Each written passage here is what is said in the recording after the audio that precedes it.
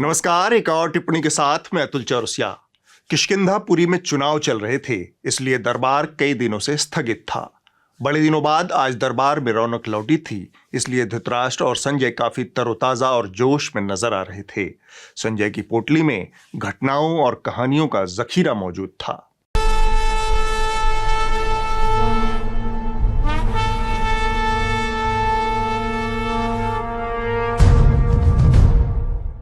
दरबार में पहुंचने के साथ ही धृतराष्ट्र ने हुक्के का एक जोरदार कश खींचा और बिना वक्त गंवाए बोला, संजय, ऐसा लगता है कि आर्यावर्त से सूचनाएं आनी बंद हो गई हैं।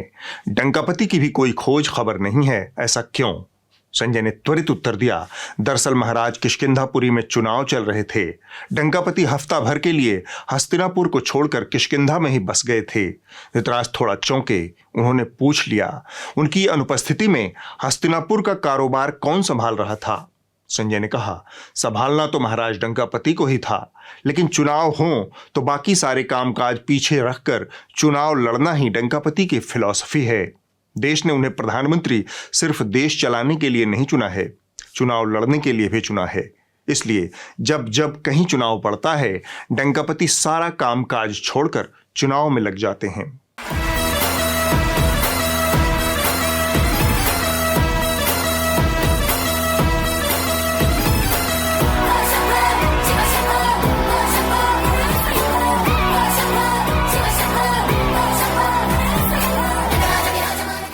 बेंगलुरु ने जो ताकत दिखाई है, जो विश्वास दिखाया है, जो प्यार दिखाया है, वो मेरे हृदय को छूने वाला था। दोस्तों, मैं जीवन भर कर्नाटका का ऋणी रहूंगा। लगे हाथ संजय ने अगली जानकारी उड़ेल दी। डंकापति ने 7 दिन में 19 जनसभाएं की, 6 रोड शो किए। किष्किंधा के ताबड़तोड़ दौरे में डंकापति ने 19 जिलों की खाक छानी और 144 विधानसभाएं नाप दी, लेकिन इनमें से 102 पर डंकापति को हार का मुंह देखना पड़ा। हार की बात सुनकर धृतराष्ट्र के भीतर कुछ कसमसाया। उन्होंने संजय का मुंह निहारा। तब संजय ने कहा, दरअसल महाराज डंकापति की दुकान में वही सब पुराने सामान थे जिसके खरीदार पिछले चुनाव में थे। इस चुनाव में खरीदार बदल गए थे, लेकिन डंकापति वही पुराना सामान बेच रहे थे। धृतराष्ट्र ने पूछा, क्या बेच रहे थे? संजय ने कहा, अव्वल तो उन्होंने अच्छी बिक्री के लालच में अपने एक शागिर्द को लगा दिया गालियां गिनने में। बकौल डंकापति अब तक वो 91 बार गाली खा चुके हैं। अब तक मुझे ये कांग्रेस के लोगों ने 91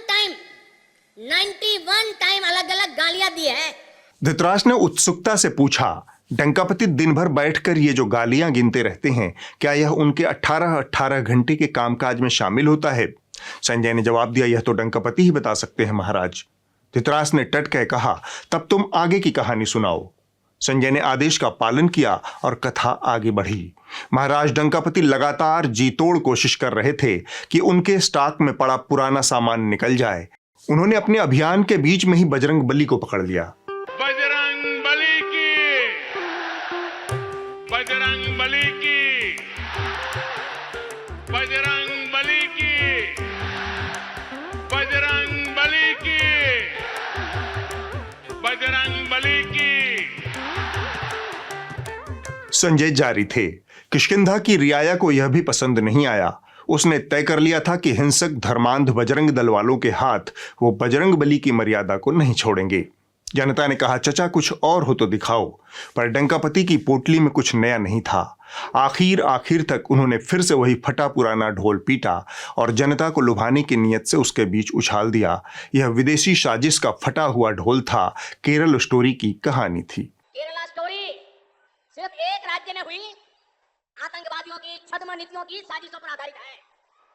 देश का इतना खूबसूरत राज्य, जहां के लोग इतने परिश्रमी और प्रतिभाशाली होते हैं, उस केरला में चल रही आतंकी साजिश का खुलासा ये केरला स्टोरी फिल्म में, केरला फाइल्स फिल्म में उसे किया गया है। और देश का दुर्भाग्य देखिए कि कांग्रेस आज समाज को तहस नहस करने वाली इस आतंकी प्रवृत्ति के साथ खड़ी हुई नजर आ रही है। संजय ने आगे बोला, महाराज जिसको पैसा खर्च करना है वह पुराना माल क्यों लेगा? धृतराष्ट्र थोड़ा उलझ गए। उन्होंने कहा, यह क्या नया माल पुराना माल लगा रखा है? तब संजय ने खुलासा करते हुए कहा, किष्किंधा की जनता ने तय कर रखा था कि वह डंकापति के पुराने जुमलों में नहीं फंसेगी। जनता चाहती थी कि डंकापति उसके साथ हो रही ज्यादतियों पर बात करें, लेकिन डंकापति अपना खुद का दुखड़ा रोए जा रहे थे। अब आप ही बताएं महाराज, 4 साल से केंद्र में और सूबे में डंकापति की सरकार थी। पूरे समय डबल इंजन की सरकार का ढोल पीटा जा रहा था और फिर ऐन चुनाव के वक्त आप कहें कि मुझे गाली दी जा रही है, बजरंग दल ही पवन सुत हनुमान उर्फ बजरंग बली हैं, तो फिर जनता अपनी ज्यादतियों का दुखड़ा किसके पास रोएगी? जाहिर है विपक्ष के पास ही रोएगी। इस मौके पर धृतराष्ट्र ने मार्के की बात कही, तो ये बताओ कि जनता के साथ किस तरह की ज्यादती हो रही थी। तब संजय ने एक वृत्त चित्र चला दिया। Big problem is drainage, water problem. So like that, cleanliness, like that, all the problems are there. This election we have road traffic and maintaining the roads, water. There are problems. Common people is very suffering from prices because 2014 there is 400 rupees gas price. Now it is 1100. Price issue is there. Prices has gone up like anything now. I don't blame the government for that. But still, I don't think we are going to get anything from the government. Mostly infrastructure, because Bangalore suffers from congested traffic. नाम में मोदी जी है, काम में नहीं है। यह सुनकर धृतराष्ट्र अवाक रह गए। रियाया के साथ इतनी नाइंसाफी। तब संजय ने कहा, महाराज एक नाइंसाफी डंकापति के साथ भी हुई है। धृतराष्ट्र ने पूछा, वह क्या? संजय ने कहा, इतनी मेहनत से डंकापति ने किष्किंधा कांड का नेतृत्व किया, लेकिन अंत में जब नतीजे आए तो सारे खबरिया चैनलों ने डंकापति की तस्वीर को गायब कर दिया। इस मौके पर सबने नड्डा जी को हीरो बना दिया। इससे भी डंकापति को काफी निराशा हुई है।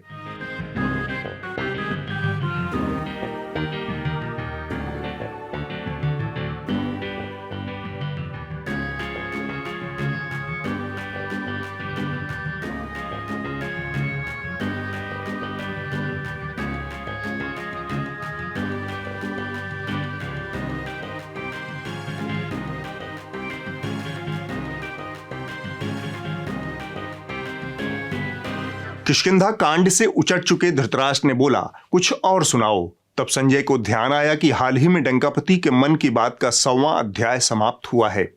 इवेंट प्रेमी डंकापति के मन की बात सबको सुनाने का फरमान बीते दिनों जारी कर दिया गया था।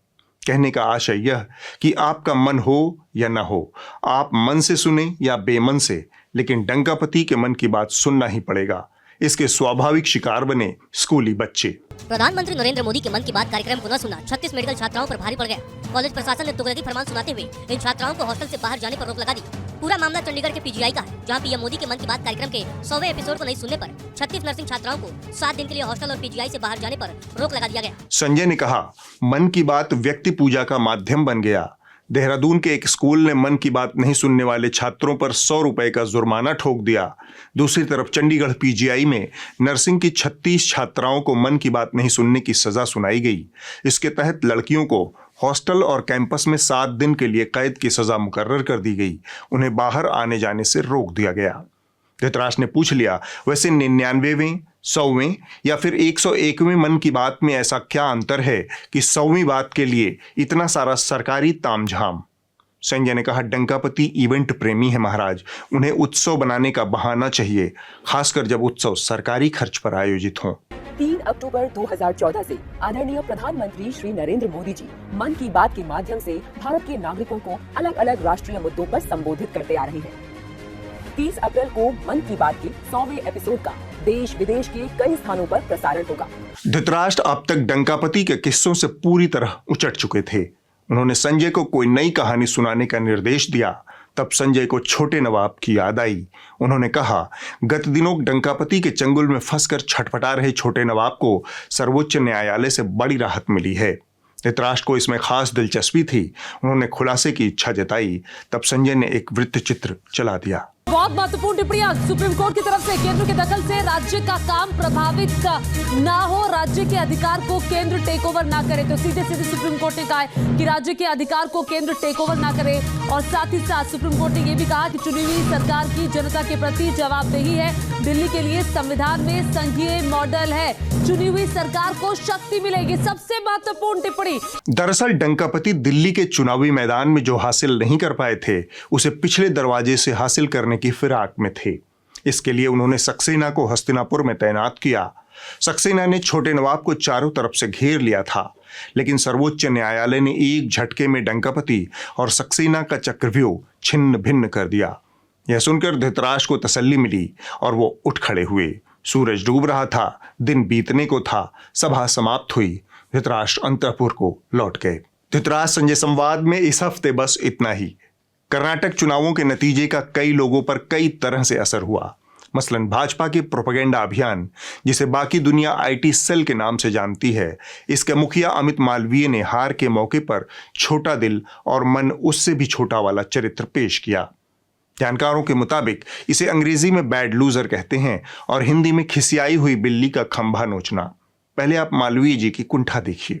We actually think you are of no use. You are a propagandist. You should retire. You are 58. Okay. You should go. I've been telling you, I tell you every election, but you refuse to. You should go and prostrate in front of Sonia Gandhi and ask her to give you a Rajya Sabha seat for the services that you do for the Congress.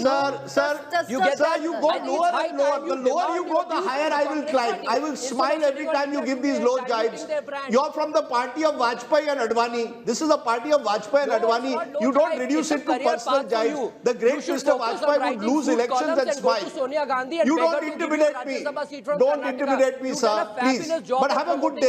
Have a good day. जाहिरन Rajdeep की तरफ से ऐसी कोई उकसावा या उत्तेजना वाली बात नहीं कही गई थी जिससे मालवीय का पारा चढ़ जाए। यह उसी स्थिति में संभव है जब कोई उच्च रक्तचाप, इनसिक्योरिटी या फिर एंजाइटी जैसी समस्या से पीड़ित हो। राजदीप ने इस विषय को उतनी ही शालीनता और समझदारी से निपटाया।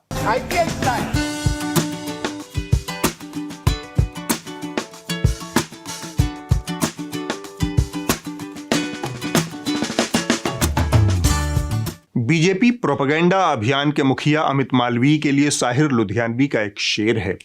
मायूसी मायाल मोहब्बत न पूछिए, अपनों से पेश आए हैं बेगानगी से हम। और लगे हाथ बात इंडिया टुडे समूह की। ये वो चैनल है जो अपने एंकर को एक छोटी सी गलती के लिए महीने भर के लिए ऑफ एयर कर देता है, लेकिन इसी चैनल पर सत्ताधारी दल का एक नेता आकर कुछ भी अल्ल बल्ल बक कर चला जाता है और चैनल विरोध भी दर्ज नहीं करता। और तो और राजदीप के इसी शो में चैनल के एक और सलमा सितारा एंकर राहुल कंवल भी साथ साथ एंकरिंग कर रहे थे, लेकिन इस पूरी बदकुच्चन के दौरान उन्होंने सुविधाजनक चुप्पी ओढ़ ली। अपने सहयोगी के बचाव में कुछ नहीं बोला। तो राहुल कंवल और इंडिया टुडे समूह के लिए खुमार फारूकी का एक शेर है, ऐसे मिला है हमसे सनाशा कभी न था, वह यूं बदल ही जाएगा सोचा कभी न था। और अब मैं आपको खबरिया चैनलों का एक ऐसा सच बताने जा रहा हूं जो आपकी आंखों के सामने अक्सर बेधड़क दिन दहाड़े पूरी धूर्तता से पेश किया जाता है। इसका सिर पैर नहीं होता, लेकिन आपको यह खबरों और सच की शक्ल में परोसा जाता है। यह धोखाधड़ी हमारी पकड़ में आई एबीपी न्यूज़ पर सुबह के 9 बजे, जब कर्नाटक चुनावों के रुझान बस आने ही शुरू हुए थे। उसी समय यह प्रहसन रचा गया। इसकी रचयिता थी बहन रूबिका लियाकत और उनकी पूरी टीम। पहले आप यह हिस्सा बहुत ध्यान से सुनिए। आपका चैनल एबीपी न्यूज़ भी इस वक्त कवरेज में सबसे आगे है। फेसबुक पर आप नंबर 1 है, एंगेजमेंट में भी हम नंबर 1 है। आपका प्यार लगातार ऐसे मिलते रहे और बीजेपी आगे निकली है। बीजेपी 105। जो सबसे पुख्ता जो रुझान आ रहे हैं वो चुनाव आयोग के आ रहे हैं। 12 सीटों पर कांग्रेस आगे है, 1 पर जेडीएस आगे है और 8 पर बीजेपी आगे है। 8 पर बीजेपी, 12 पर कांग्रेस, 1 पर जेडीएस। और उसमें एक इंटरेस्टिंग पैटर्न देखने मिल रहा है कि जहां पर भी कांग्रेस कैंडिडेट्स आगे हैं उनका मार्जिन बहुत ज्यादा है और बड़ी खबर, बीजेपी 110 पर पहुंच गई है, यानी बहुमत से सिर्फ 3 सीट दूर है बीजेपी और कांग्रेस फिसल गई है। अभी की सबसे बड़ी खबर, ये रुझानों के मुताबिक कांग्रेस फिसलती हुई नजर आ रही है। कांग्रेस 98 पर पहुंच गई है, जबकि बीजेपी 110 पर। रोमाना सिर्फ 3 सीटें पीछे है बीजेपी। रुझानों में बीजेपी ने बहुमत का 113 वाला आंकड़ा छुआ। रूबिका, बीजेपी यहां 113, मैजिकल 114, बीजेपी आगे निकली। पल पल पासा बदल रहा है। बीजेपी 113, 114 होती हुई अभी कांग्रेस 96 पर, जेडीएस 14 और रोमाना के पास बदलता आंकड़ा। रोमाना 115 हुआ, बदलता हुआ बहुमत के आंकड़े से आगे निकलती हुई बीजेपी। इस वक्त देखिए किस तरीके से 113 के आंकड़े को क्रॉस करते हुए बीजेपी 115 पर पहुंच गई है। कांग्रेस का आंकड़ा भी पीछे फिसल गया है। अब मैं आपको पूरी बात समझाता हूं। 9 बजे तक चुनाव आयोग की वेबसाइट पर सिर्फ 21 सीटों का रुझान आया था। चैनल के एक वरिष्ठ एंकर दिबांग कहते भी हैं कि 12 पर कांग्रेस, 8 पर भाजपा और सिर्फ 1 पर जेडीएस आगे है। लेकिन उनकी इस बातचीत के बीच ही चैनल पर मोदी का नारा चलने लगता है, बजरंगबली की जय। एक बार फिर से सुनिए आप। और रूबिका, उसमें एक इंटरेस्टिंग पैटर्न देखने मिल रहा है कि जहां पर भी कांग्रेस कैंडिडेट्स आगे हैं उनका मार्जिन बहुत ज्यादा है और बजरंगबली की बजरंगबली की बजरंगबली की बजरंगबली की। दरअसल 9 बजे का समय वह समय होता है जब ज्यादातर चैनलों में आईबॉल खींचने की होड़ लगी रहती है।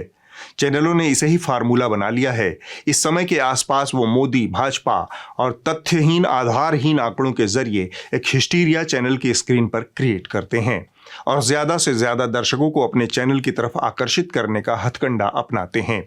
रूबिका एक साथ 2 बात कह रही हैं। एक तो उनका चैनल एंगेजमेंट में सबसे आगे है और लगे हाथ वो बताती हैं कि भाजपा बहुत तेजी से आगे निकल रही है।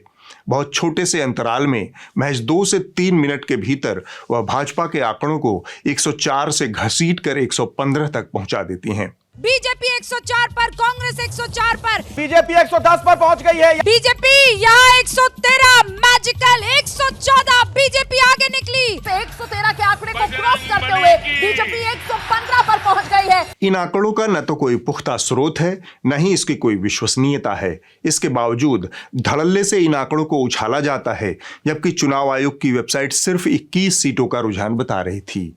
जब इन उलझुलूल आंकड़ों को उछाला जाता है, तब साथ में मोदी, भाजपा को भी जोड़ दिया जाता है। दरअसल इस हिस्टीरिया का मकसद दर्शकों को सही खबर देना या फिर जनहित में सही सूचना देना नहीं है। इसका मकसद होता है ज्यादा से ज्यादा दर्शकों को सेंसेशन पैदा करके अपनी तरफ खींचना, अपनी टीआरपी बढ़ाना और उस टीआरपी का इस्तेमाल विज्ञापन हासिल करने में करना। चैनल के संपादकों और एंकरों को पता है कि 9 बजे सुबह कोई स्पष्ट रुझान नहीं आ सकता और आने वाले 2-3 घंटों में यह तेजी से बदल जाता है। इसलिए ये जानबूझकर उल्टे सीधे नंबर उछालते रहते हैं, क्योंकि इनको भरोसा होता है कि इसकी कोई जवाबदेही नहीं बनेगी।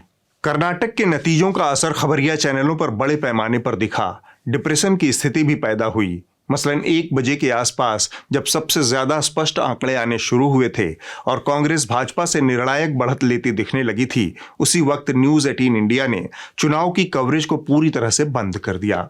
यह महत्वपूर्ण खबर स्क्रीन से हटा दी गई। जब मैं कह रहा हूं कि खबर पूरी तरह से हटा दी गई, तब इसका मतलब है कि चैनल की स्क्रीन पर चलने वाले चुनाव से संबंधित ग्राफिक और आंकड़ों वाली पट्टी तक को हटा दिया गया।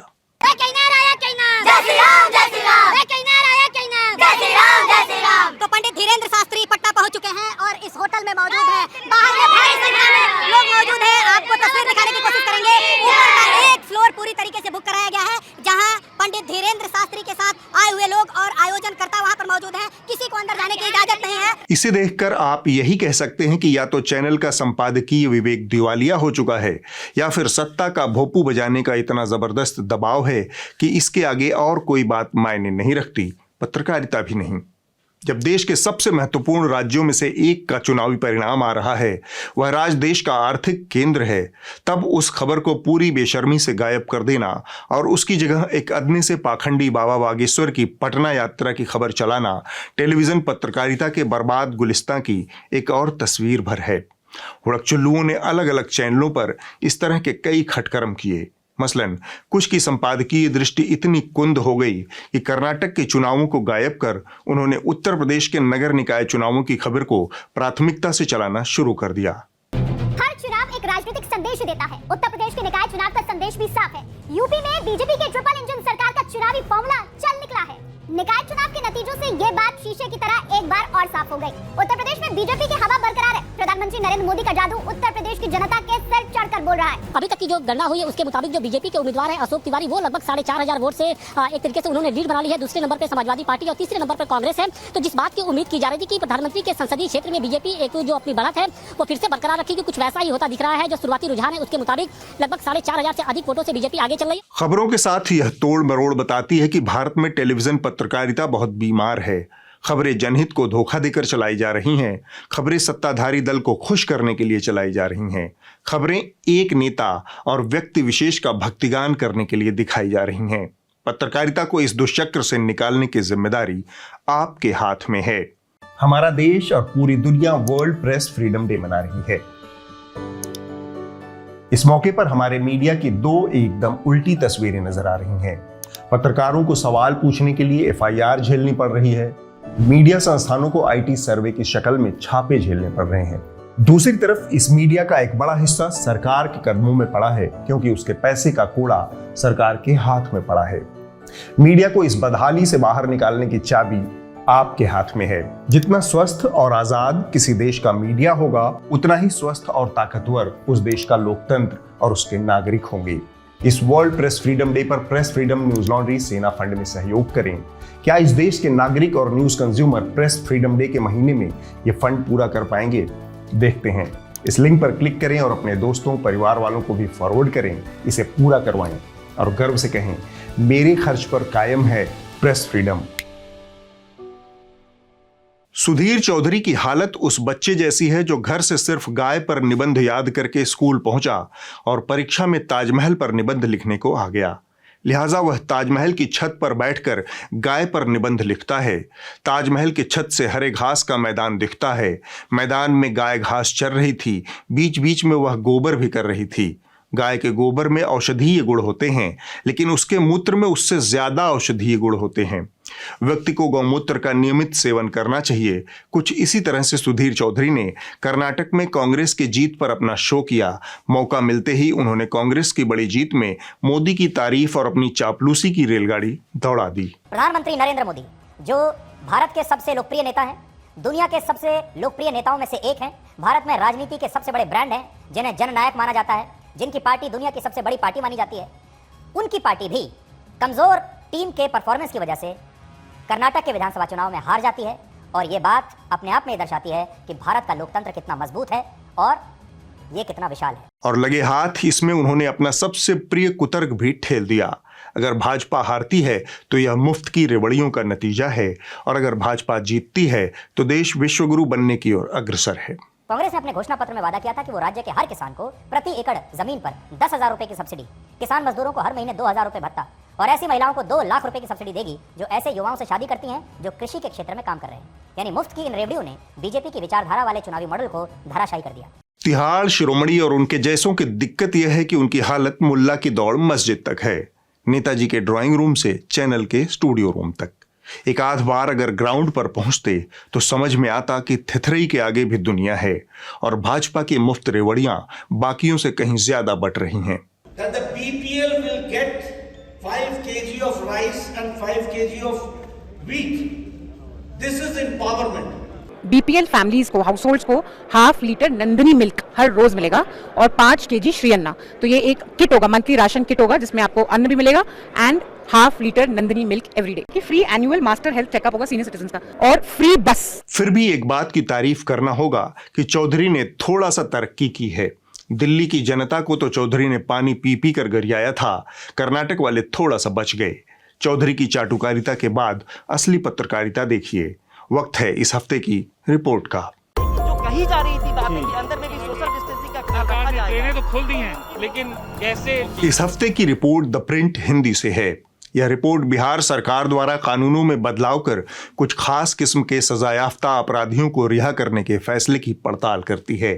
बाहुबली आनंद मोहन सिंह की रिहाई के हल्ले में उनके साथ रिहा हुए 26 अन्य अपराधियों की बात नहीं हुई। द प्रिंट ने रिहा हुए कुछ कैदियों से बातचीत की है। भोजपुर जिले के बेलौर गांव में कलेक्टर पासवान उर्फ गुरपेकन 13 साल की उम्र में जेल गए थे। अब 17 साल जेल में बिताने के बाद उनकी सबसे बड़ी समस्या है कि घर पर उनका मन नहीं लग रहा है। पुरानी कहानी तो जेल की कहानी बहुत है, क्या कहेंगे। जेल में तो गए थे, जाने के पहले डर लगता था। जेल के अंदर में रहते मतलब आदत हो गया था। हम गांव वाला जिसके साथ गलती हुआ मैडम, उसको भी हम बार बार प्रणाम करते थे। वहाँ से भी अगर गलती नाम दे दिए हैं तो भी ठीक है, गलती आपसे हो चाहे हमसे हो, लेकिन हम उनको बारे कभी बुरा भावना नहीं सोचे हैं, नहीं सोचेंगे, अभी तक तो नहीं सोचे हैं। उम्मीद लगता है कि हम कभी नहीं सोचेंगे, उनको भी प्रणाम करते हैं। इतने साल जब आपके पति जेल में रहे तो आपने कैसे जीवन बिताया और अब जब आ गए हैं तो कैसा लग रहा है? वही सब परिवार देखा, जाल माल है, अपना दिमाग से काम किए, 3 बच्चा के पढ़ाए लिखाए आगे बढ़ाए। अगले हफ्ते होगी एक और टिप्पणी। नमस्कार।